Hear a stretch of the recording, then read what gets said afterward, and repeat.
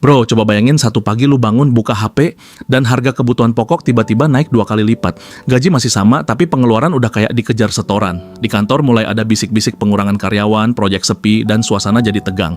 Semua orang terlihat baik-baik aja, tapi di dalam hati masing-masing lagi nahan panik. Ini bukan cerita fiksi, ini pola yang selalu muncul sebelum krisis besar datang. Tahun 1998, 2008, bahkan waktu pandemi kemarin, skenarionya mirip. Orang yang tadinya merasa aman, tiba-tiba goyah karena satu hal. Mereka terlalu bergantung sama uang dan sistem. Masalahnya, banyak orang masih percaya kalau selama punya tabungan, semuanya aman. Padahal saat krisis beneran datang, uang itu bisa kehilangan daya, akses bisa dibatasi, dan peluang bisa hilang dalam semalam. Uang itu penting, tapi dia bukan penyelamat utama. Disinilah konsep yang jarang dibahas muncul, aset yang benar.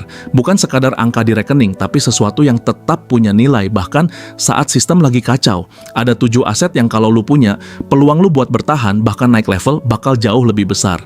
Di video ini, gue bakal bongkar satu persatu 7 aset itu.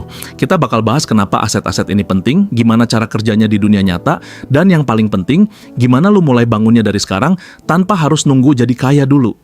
Sekarang gue mau tanya jujur ke lu, bro. Kalau besok krisis beneran datang, apa yang lu punya hari ini cukup buat nyelamatin hidup lu?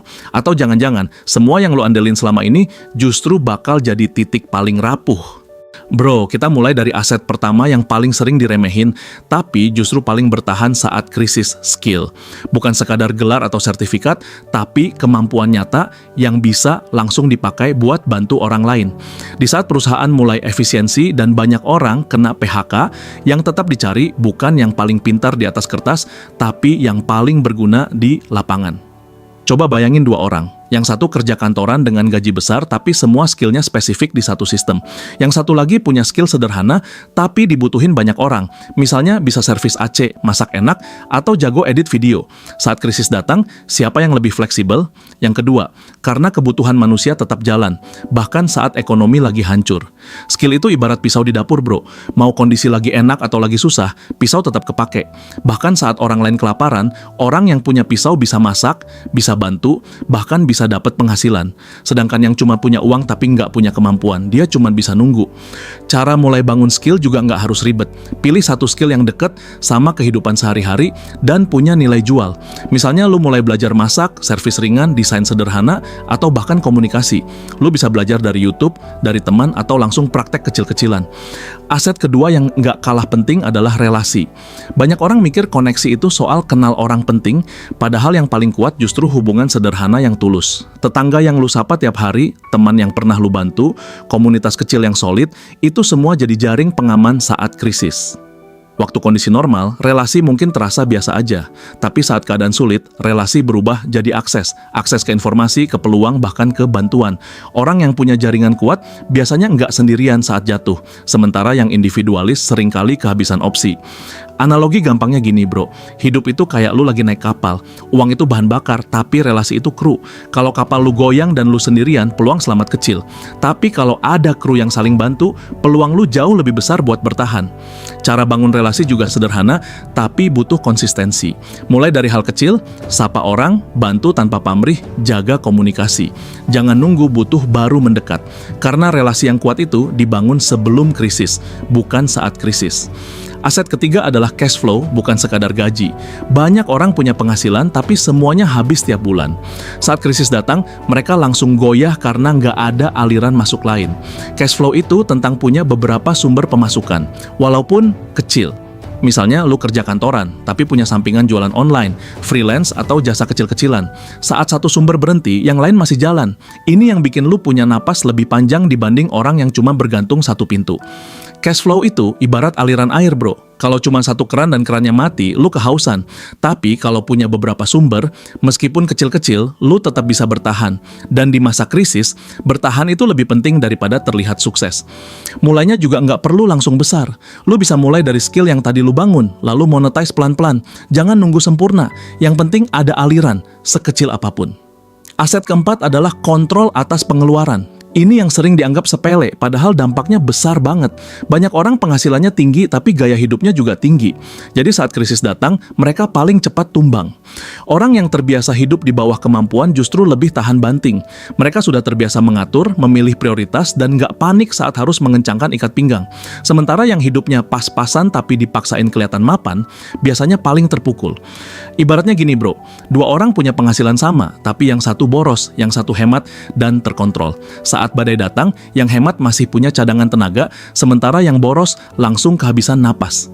Cara mulai sederhana, catat pengeluaran, bedain kebutuhan dan keinginan, dan biasakan nahan diri. Bukan berarti pelit, tapi sadar arah. Karena di masa sulit, kemampuan mengontrol diri itu lebih berharga daripada sekadar nambah penghasilan. Jadi kalau lalu lihat lagi, 4 aset ini, skill, relasi, cash flow, dan kontrol pengeluaran, bukan sesuatu yang mewah.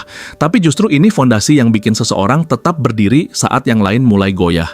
Sekarang pertanyaannya, bro, dari 4 aset ini, mana yang udah lu punya, dan mana yang selama ini lu abaikan tanpa sadar? Bro, sekarang kita masuk ke aset berikutnya yang sering dianggap kuno, tapi justru jadi penyelamat saat sistem mulai goyang. Aset fisik yang lu kuasai langsung. Ini bisa berupa emas, barang berharga, atau bahkan stok kebutuhan dasar. Di kondisi normal, mungkin kelihatannya nggak penting. Tapi saat akses ke uang dibatasi atau harga melonjak liar, aset fisik jadi sesuatu yang nyata dan bisa langsung dipakai. Coba bayangin dua orang, yang satu punya saldo besar di rekening, yang satu lagi punya sebagian aset dalam bentuk fisik. Saat terjadi pembatasan penarikan atau sistem terganggu, siapa yang lebih fleksibel? Yang pegang fisik, karena dia nggak perlu izin sistem buat menggunakannya. Dia punya kendali penuh. Cara mulai juga nggak harus langsung besar. Lu bisa mulai dari beli emas kecil-kecilan atau bahkan sekadar punya stok bahan pokok untuk beberapa minggu. Ini bukan soal paranoid tapi soal antisipasi. Sama kayak lu bawa jas hujan, bukan karena pengen hujan tapi karena siap kalau hujan datang. Aset keenam yang nggak kalah penting adalah akses ke sumber kebutuhan dasar, terutama pangan. Ini yang jarang dipikirin orang kota. Kita terlalu terbiasa tinggal beli, tinggal klik, semua datang. Padahal sistem distribusi itu rapuh. Sekali terganggu, semua orang panik. Lu nggak harus punya sawah luas buat mulai. Bahkan lahan kecil, pot di rumah, atau kenalan yang punya akses ke petani itu sudah jadi nilai besar. Karena saat krisis, yang punya akses ke makanan bukan cuma bertahan, tapi juga punya posisi tawar. Gua kasih contoh sederhana. Ada dua keluarga dengan uang yang sama. Yang satu sepenuhnya bergantung ke pasar, yang satu lagi punya sedikit hasil tanam sendiri atau koneksi ke sumber makanan. Saat harga naik atau barang langka, keluarga kedua tetap bisa makan tanpa panik. Aset ini bukan cuma soal fisik, tapi juga soal skill tambahan. Belajar nanam, ngerti siklus sederhana, atau minimal tahu cara menyimpan bahan makanan. Hal-hal kecil ini kelihatannya sepele, tapi di kondisi ekstrem, ini jadi pembeda antara panik dan tenang. Aset ketujuh, dan ini yang paling dalam, adalah kesehatan fisik dan mental. Banyak orang ngejar uang, aset, jabatan, tapi lupa satu hal. Kalau tubuh lu tumbang, semuanya ikut berhenti. Di saat krisis, akses kesehatan bisa mahal dan terbatas. Jadi satu-satunya pertahanan awal adalah tubuh lu sendiri. Coba bayangin lu punya semua aset, tapi kondisi fisik lemah, gampang sakit, atau mental gampang panik. Saat tekanan datang, lu nggak punya energi buat mikir jernih. Sebaliknya, orang yang sehat punya ruang buat bertahan, adaptasi, dan cari solusi. Mulainya juga nggak ribet, tidur cukup, makan lebih bersih, gerak tiap hari, dan jaga pikiran tetap stabil. Ini bukan soal jadi atlet, tapi soal menjaga mesin utama tetap jalan. Karena di masa sulit, energi itu lebih berharga dari sekadar uang. Sekarang gue mau kasih beberapa gambaran nyata biar makin kebayang. Ada orang kantoran yang dulu hidup nyaman, tapi semua penghasilannya dari satu sumber dan gaya hidup tinggi. Saat krisis datang, dia panik, penghasilan berhenti, dan dia nggak punya pegangan lain. Di sisi lain, ada pedagang kecil yang penghasilannya nggak besar, tapi dia punya relasi luas, punya sedikit simpanan fisik, dan terbiasa hidup sederhana. Saat kondisi memburuk, dia tetap jalan, bahkan bisa bantu orang lain di sekitarnya. Ada juga anak muda yang dari awal sadar pentingnya skill dan cash flow. Dia kerja, tapi juga bangun sampingan dari skill yang dia pelajari. Saat banyak orang kehilangan arah, dia masih punya beberapa pintu yang bisa dia buka. Hambatan terbesar dari semua ini biasanya bukan soal kemampuan, tapi mindset. Banyak orang nunda karena ngerasa belum perlu atau nanti aja kalau udah mapan.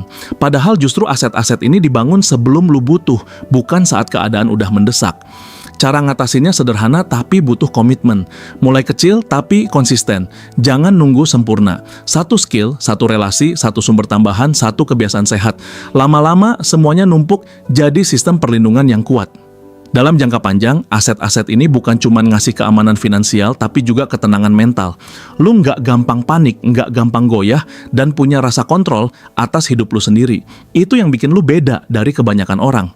Jadi kalau lu lihat lagi, bro, aset fisik, akses kebutuhan dasar, dan kesehatan bukan cuma pelengkap. Mereka adalah fondasi terakhir yang bakal tetap berdiri saat yang lain runtuh. Sekarang coba lu renungin, kalau semua sistem di luar sana tiba-tiba terganggu, apa yang benar-benar masih bisa lu andelin dari dalam hidup lu sendiri? Bro, sekarang gua mau lu berhenti sebentar dan jujur sama diri sendiri. Dari semua yang udah kita bahas, posisi lu sekarang ada di mana? Apakah hidup lu masih sepenuhnya bergantung sama satu sumber penghasilan, satu sistem, satu jalur yang kelihatannya aman, tapi sebenarnya rapuh? Coba bayangin dua versi diri lu di masa depan. Versi pertama adalah lu yang tetap jalan seperti sekarang. Nggak nambah skill, nggak bangun aset, nggak peduli sama hal-hal kecil yang kelihatannya sepele. Saat krisis datang, versi ini kaget, panik, dan mulai cari cara di saat semua orang juga lagi berebut. Versi kedua adalah lu yang mulai pelan-pelan berubah dari sekarang. Nambah satu skill, bangun relasi, punya aliran penghasilan tambahan, belajar ngatur uang, dan mulai sadar pentingnya kesehatan. Saat krisis datang, dia mungkin tetap kena dampaknya, tapi dia nggak kehilangan arah. Perbedaannya bukan di siapa yang paling pintar atau paling kaya, tapi di siapa yang lebih siap. Karena realitanya, krisis itu nggak pilih-pilih. Dia datang ke semua orang, tapi dampaknya beda-beda, tergantung seberapa kuat fondasi yang udah dibangun. Sekarang pertanyaannya lebih dalam lagi, bro. Selama ini lu kerja keras buat apa? Buat terlihat aman atau benar-benar aman? Karena dua hal itu sering kelihatan sama di luar, tapi sangat berbeda di dalam. Banyak orang kejebak di ilusi stabilitas. Gaji tetap, rutinitas jelas, cicilan jalan, semua terasa terkendali. Tapi begitu satu elemen goyah, semuanya ikut goyah. Dan di titik itu, baru sadar kalau yang dibangun selama ini ternyata belum cukup kuat. Gua nggak bilang lu harus takut sama masa depan. Justru sebaliknya, lu harus sadar supaya bisa siap. Karena rasa aman yang sebenarnya bukan datang dari kondisi luar, tapi dari apa yang lu pegang di dalam hidup lu sendiri. Bayangin hidup dengan aset yang lengkap. Lu punya skill yang bisa dipakai kapan aja, relasi yang siap bantu, penghasilan dari beberapa arah, pengeluaran yang terkontrol, aset fisik yang bisa dipegang, akses ke kebutuhan dasar, dan tubuh yang sehat. Lu mungkin nggak jadi orang paling kaya, tapi lu jadi orang yang paling stabil. Sekarang bandingkan dengan hidup tanpa itu semua. Semua bergantung ke satu titik. Sekali titik itu hilang, semuanya runtuh. Dan yang paling berat bukan cuman kehilangan uang, tapi kehilangan arah dan rasa kontrol. Jadi ini bukan sekadar soal finansial, bro. Ini soal cara lu membangun hidup. Apakah lu mau jadi orang yang selalu reaktif, nunggu masalah datang baru bergerak, atau jadi orang yang sudah siap bahkan sebelum badai datang? Karena pada akhirnya krisis itu cuman alat seleksi. Dia memisahkan mana yang rapuh dan mana yang kuat. Dan keputusan lu hari ini, kecil atau besar, bakal menentukan lu ada di sisi yang mana nanti. Bro, kalau ada satu hal yang harus lu ingat dari semua ini, sederhana. Yang bertahan saat krisis bukan yang paling kaya, tapi yang paling siap. Uang itu penting, tapi dia bukan segalanya. Yang bikin lu tetap berdiri justru aset-aset yang sering dianggap sepele. Skill, relasi, cash flow, kontrol diri, aset fisik, akses kebutuhan, dan kesehatan.